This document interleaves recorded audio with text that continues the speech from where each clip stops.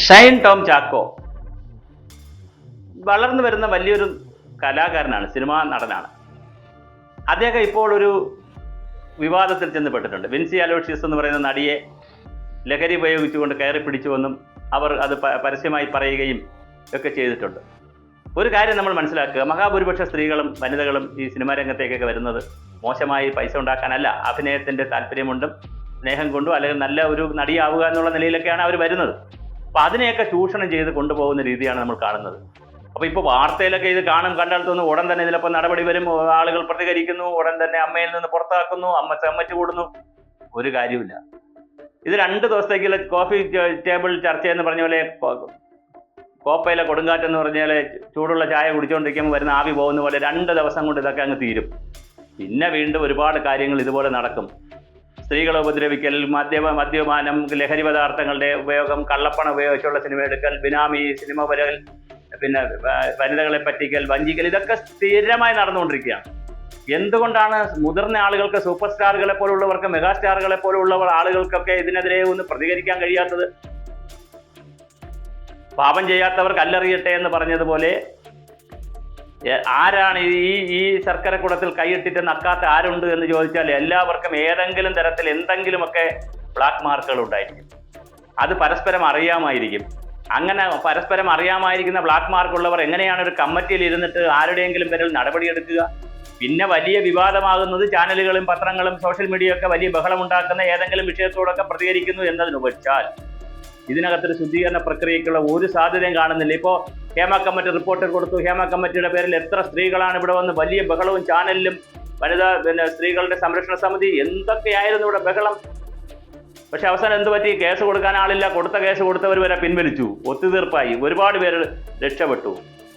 വനിതകളെല്ലാം പിൻവലിഞ്ഞു. അവർ ഭയമാണ്. അവരെ ഭയപ്പെടുത്തി. കുറച്ച് പേർക്ക് പണം കൊടുത്തു, കുറച്ച് പേരെ ഭയപ്പെടുത്തി, കുറച്ച് പേരെ കൊന്നുകളയൂ എന്ന് പറഞ്ഞു. പല രൂപത്തിൽ കുറച്ച് പേരെ സോഷ്യൽ മീഡിയയിൽ ആക്ഷേപിച്ചു. പല രൂപത്തിൽ സ്ത്രീകളെല്ലാം മുട്ടുമടക്കി പോയി. ഹേമ കമ്മിറ്റി റിപ്പോർട്ടിന്റെ തുടർ പ്രവർത്തനങ്ങളൊക്കെ അവിടെ നിന്നു. എല്ലാ കേസുകളും ഇങ്ങനെ തന്നെയാണ്. 4 ദിവസം 5 ദിവസം വാർത്തകൾ വരും, പിന്നെ ഒരു ശുദ്ധീകരണവും നടക്കുന്നില്ല. അതോ ലോകം പോലെയാണ് ഇതൊക്കെ പോകുന്നത്. മയക്കുമരുന്നിന്റെയും മദ്യത്തിന്റെയും സ്ത്രീകളുടെ പീഡനത്തിന്റെയും റേപ്പിന്റെയും അതുപോലുള്ള സ്ത്രീകളെ ഉപദ്രവിക്കുന്നതിന്റെയൊക്കെ വലിയ കഥകളാണ് വരുന്നത്. പ്രത്യേകിച്ച് നഗരങ്ങൾ കേന്ദ്രീകരിച്ചാണ്, കൊച്ചി പോലുള്ള നഗരങ്ങൾ കേന്ദ്രീകരിച്ചാണ് ഇതെല്ലാം പുറത്തു വരുന്നത്. ഇത് പുറത്ത് വന്നതുകൊണ്ട് എന്തെങ്കിലും വിശേഷമുണ്ടോ? 2 ദിവസത്തേക്ക് പത്രവാർത്ത വരും. ആദ്യം ഇര എന്ന് പറയും, പിന്നെ ആളിന്റെ പേര് പറയും, പിന്നെ അതിജീവിത എന്ന് പറയും, പിന്നെ ആളിന്റെ പേര് പറയും. ആദ്യം വാദിയുടെ പേര് പറയത്തില്ല, പിന്നെ പറയും, പിന്നെ പ്രതിയുടെ പേര് പറയത്തില്ല. ഇങ്ങനെ സസ്പെൻസ് ഉണ്ടാക്കി നിർത്തും. കുറച്ച് ബിഗ് ബ്രേക്കിംഗ് ന്യൂസുകളും വരും എന്നതിനപ്പുറം ഇതിനൊന്നും ഒരു ഫോളോ അപ്പ് ഉണ്ടാവുന്നില്ല. ആർക്കും ആരെയും കുറ്റം പറയാൻ കഴിയുന്നില്ല. കാരണം എല്ലാവരുടെ കൈയും ഈ പറഞ്ഞതുപോലെ ഏതെങ്കിലും തരത്തിൽ കറകൾ പുരണ്ടതാണ്. ആരുടെ കൈകളും ശുദ്ധമല്ല. പാപം ചെയ്യാത്തവർക്കല്ലേ കല്ലെറിയാൻ കഴിയുള്ളൂ. മിക്കവാറും ആളുകളെല്ലാം പാപം ചെയ്ത രൂപത്തിലാണ് പോകുന്നത്. ഏതെങ്കിലും ഒരു തരത്തിലുള്ള അല്ലെങ്കിൽ മറുതരത്തിലുള്ള എന്തെങ്കിലും കുഴപ്പം കാണിച്ചവരാണ് മഹാഭൂരിപക്ഷവും. അവർക്ക് എന്തെങ്കിലും പറയാൻ കഴിയുമോ? സദാചാരത്തിന്റെയോ സത്യത്തിന്റെയോ നീതിയുടെയോ ഏതെങ്കിലും കാര്യം അവർക്ക് പറയാൻ കഴിയുമോ? തീർച്ചയായിട്ടും കഴിയില്ല. ഇതൊരു വലിയ പ്രതിസന്ധിയാണ് ഈ ഇൻഡസ്ട്രിയിലെ. ഇവിടെ പുതിയ നടിമാർക്കും നടന്മാർക്കും ഒക്കെ കടന്നു വരണ്ടേ? ഇതൊരു വധോലോകം പോലെ, ഇങ്ങനെ ഒരു സാമ്രാജ്യത്വം പോലെ നിന്നാൽ എങ്ങനെയാണ് ഇത് സംഭവിക്കുക? ഇപ്പൊ തന്നെ ഇദ്ദേഹം ചാടിപ്പോയി, പിന്നെ അതുപോലെ തന്നെ പോലീസിനെ കണ്ടപ്പോൾ ഒളിച്ചോടി. എന്തൊക്കെയാണ് നടന്നത് ഇവിടെ? ഇതൊക്കെ CCTV വരുന്നു, പുറത്ത് വരുന്നു, വാർത്തകൾ വരുന്നു, വലിയ സംവിധാനങ്ങളൊക്കെ കേൾക്കുന്നു. പക്ഷെ അപ്പോഴും ഇതിന്റെ ഒരു ശുദ്ധീകരണ പ്രക്രിയ എവിടെ നിന്ന് ആരംഭിക്കും, ആര് തുടങ്ങും, എപ്പോൾ തുടങ്ങും, എങ്ങനെ തുടങ്ങും എന്നുള്ളതിനെ സംബന്ധിച്ച് യാതൊരു ധാരണയും ഇല്ലാതെയാണ് നമ്മൾ മുന്നോട്ട് പോയിക്കൊണ്ടിരിക്കുന്നത്. ഇതൊരു സാംസ്കാരിക രംഗമാണെന്ന്, ഒരു കലാരംഗമാണെന്നുള്ള ബോധ്യം ആർക്കും തന്നെ ഇല്ല. ഇത് വരുന്നവർക്കുമില്ല, പണം മുടക്കുന്നവർക്കുമില്ല. ഇതിനകത്തുള്ളൊരു പ്രധാന പ്രശ്നം, ധാരാളം ബിനാമി പണം വന്നിട്ട് സിനിമകൾ എടുക്കുന്നുണ്ട്. ഒരുപാട് പ്രൈവറ്റ് ആളുകൾ മറ്റ് താല്പര്യം, കലയോടും സംസ്കാരത്തോടും ഭാഷയോടുമുള്ള സ്നേഹത്തിനപ്പുറം കേവലം പണമുണ്ടാക്കുക എന്നുള്ള ഒരൊറ്റ കാര്യം വെച്ചുകൊണ്ട് സിനിമ എടുക്കുന്നവരുണ്ട്. മതത്തിന്റെയും ജാതിയുടെയും വർഗത്തിന്റെയും രാഷ്ട്രീയത്തിന്റെയും പേരിൽ പകയുണ്ടാക്കുന്നതിന് വേണ്ടി സിനിമ എടുക്കുന്നവരുണ്ട്. അങ്ങനെ മറ്റ് അജണ്ടകൾ വെച്ചുകൊണ്ട് കലയുടെയും സംസ്കാരത്തിന്റെ വഴിയിൽ നിന്ന് മാറി മറ്റ് അജണ്ടകൾ വെച്ചുകൊണ്ട് സിനിമകൾ എടുക്കുമ്പോൾ ആ സിനിമയിൽ വരുന്ന നടന്മാരെയും നടികളെയും ഒന്നും നിയന്ത്രിക്കുന്നതിനും കഴിയുന്നില്ല.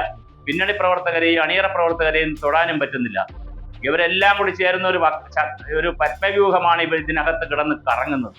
ഇവിടെ എത്തിപ്പെടുന്ന സ്ത്രീകൾ, വനിതകളൊക്കെ വലിയ ബുദ്ധിമുട്ടിലേക്കാണ് പോകുന്നത്.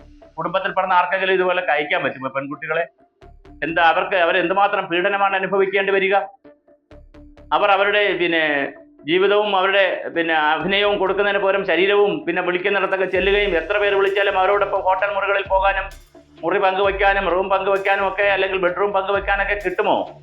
കിട്ടിയില്ലെങ്കിൽ അവരെ അഭിനയിപ്പിക്കുമോ? പീഡിപ്പിക്കില്ലേ? നമ്മളിവിടെ കാണുന്നില്ലേ ഓരോ കഥകൾ? അപ്പോൾ തീർച്ചയായിട്ടും വലിയ ശുദ്ധീകരണം നടക്കണം. ഇതൊരു 4 ദിവസത്തെ ചായക്കോപ്പയിലെ കൊടുങ്കാറ്റ് പോലെ 6-7 ദിവസത്തെ ചർച്ചകൾക്കപ്പുറം വളരെ സൂക്ഷ്മമായ നിയമങ്ങൾ ഉണ്ടാകണം. ഹേമ കമ്മിറ്റി റിപ്പോർട്ട് വന്നപ്പോൾ പറഞ്ഞത് ഇപ്പൊ നിയമങ്ങൾ ഉണ്ടാക്കും, ഇപ്പൊ എല്ലാവരെയും പിടിക്കുമെന്നാണ് പറഞ്ഞത്. എന്തെങ്കിലും സംഭവിച്ചോ? കുറച്ചുപേർ കോടതി പോയി ജാമ്യം എടുത്ത്, കുറച്ചുപേർ ഒത്തുതീർപ്പാക്കി, വനിതകളെ റോഡിലിറങ്ങി ബഹളമില്ല, വിമൻസ് കളക്റ്റീവ് ഇനിഷ്യേറ്റീവ് എന്നൊക്കെ പറഞ്ഞ് വന്ന് എല്ലാവരും കയറിപ്പോയില്ലേ? എന്തെങ്കിലും സംഭവിച്ചോ ഇവിടെ? അതുപോലെ തന്നെ ആയിരിക്കും ഈ കേസും. ഇപ്പോഴത്തെ ഉണ്ടായിട്ടുള്ള കേസും 4 ദിവസം കഴിയുമ്പോൾ അത് കെട്ടടങ്ങും. വീണ്ടും ഇതൊക്കെ തന്നെ വീണ്ടും 10 ദിവസം കഴിയുമ്പോൾ വിവിധ രൂപത്തിൽ വാർത്തകളായി വരാം. നമ്മെ സംബന്ധിച്ചിടത്തോളം ഒരു വാർത്ത അതൊരു തൽക്കാലത്തേക്കുള്ള വികാരം. അത് കഴിഞ്ഞാൽ വീണ്ടും നമ്മൾ ഡോർമെന്റ് ആവും, സൈലന്റ് ആവും, വീണ്ടും വാർത്തകൾ വന്നുകൊണ്ടേയിരിക്കും. അതിനപ്പുറം പ്രായോഗികമായി ലക്ഷ്യസ്ഥാനത്തെത്തുന്നതിന് വേണ്ടിയുള്ള യാതൊരു നടപടികളും ഒരു ഭാഗത്തുനിന്നും ഉണ്ടാവുന്നില്ല എന്നുള്ളത് വളരെ ഖേദകരമാണ്.